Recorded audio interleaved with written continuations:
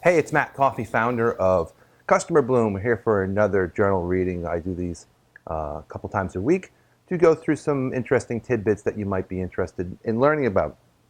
Obviously, we're a marketing business here in New Jersey. We've been at this digital marketing for a couple of years now. We've grown to a 7-figure entity. And we're trying to pass on, or I'm trying to pass on, some of the lessons I've learned and some of the things that I think are important as you start to grow through, if you're an entrepreneur or someone who's looking to get some, experience that I've wandered through in this last couple of years of my entrepreneurial journey, and to transfer that knowledge base and hopefully glean some of your own interpretation of my experiences that can help you. So today we're going to talk about rewards of contribution. I really like this one. This was one that I actually just reread a couple of times, as there's so much information here that I think is valuable. So let's talk about it. So rewards of contribution. How fast the time flies when we are contributing our efforts. What rewards we have down the line is more the question in my mind from a structuring myself on a base of life of contribution. When we see the setup of the day and how we can help others instead of how we can help ourselves get ahead, we think different thoughts. Now, even the simple thought of reaching out to someone and saying, "Hello, I hope you're making it a great day," to a far-flung contact can start a process of a movement. Now, the rewards from helping and teaching other people and driving a better way of consideration from others and our position in their minds is the real trick. So what I'm talking about here in this entry is really thinking about when you're engaged with someone, telling your story and seeing how you can impact and listen to the other person, and trying not to necessarily be on one side or the other, but really listening to the engagement of a process of understanding what potentially you can solve for someone. We all are here to live in harmony with each other, and the more you're prepared to fight mediocrity and connect and teach, the better the feelings of self-fulfillment are. Now, this is really where I've realized this goal. A lot of the times when you start to progress forward, you start to make money in a business, you start to get to a certain point, there sort of becomes this repetitive edge, at least for me, where there's a fulfillment issue. And what I mean by fulfillment is you can buy a car, you can buy a watch, you can buy whatever, but at a certain level, this self-fulfillment, like what is the purpose?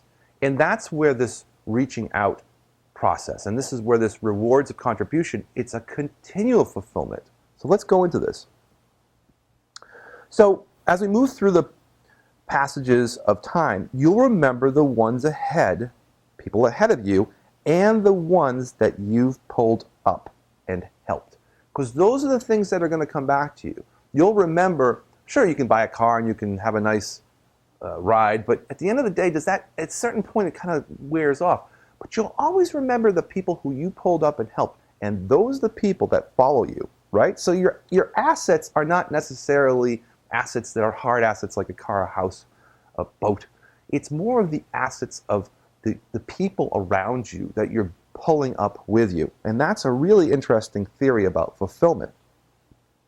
So it's these trifle and fleeting moments when you have hard assets versus the long-term benefits of having people assets, the people that you've brought along with you and pulled up. But to just respect and prosper from your advice is not the only thing that is part of the teaching requirement. It's basically the path along that you're doing and you're bringing along that are the real assets. So it's bringing your pathways, the teaching that you're doing from your execution, that's bringing along the process. So there's a two-folded approach here. Our higher self knows this.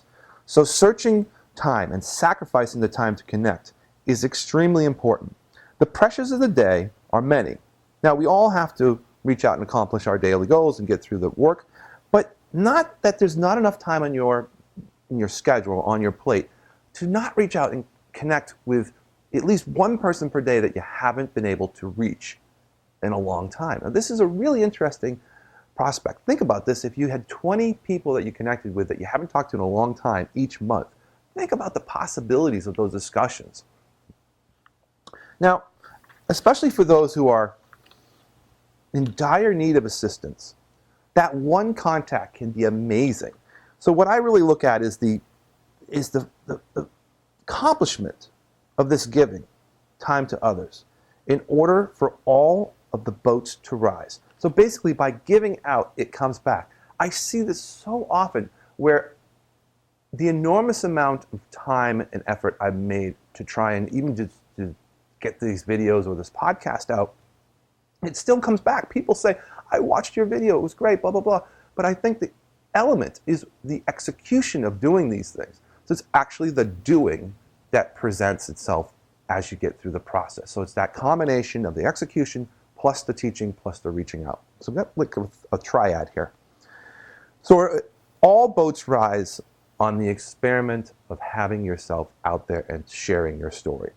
So without a doubt, taking the ego off the deck. So this does not have to be about me. It has to be about the process of learning together and educating together, and not with an ego-based mentality. That's being humble. And this friendly approach is the true master of a pathway to greatness. Okay, so we'll see you in the next episode. Hope you enjoyed it, and make it a great day.